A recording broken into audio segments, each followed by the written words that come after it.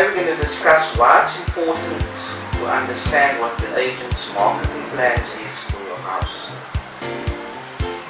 Now, firstly, how much does the agent spend in marketing your property, and how does he spend that money? That's very important. Which media will he use? Will he be using newspapers?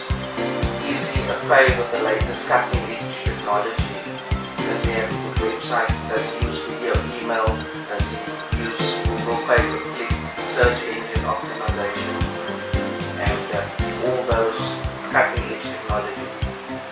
As we said in the earlier video, nowadays the old ways of 20 years ago doesn't work. You need cutting-edge technology. Your agent cannot provide you with that. You need to relook at whether it's the right agent for you.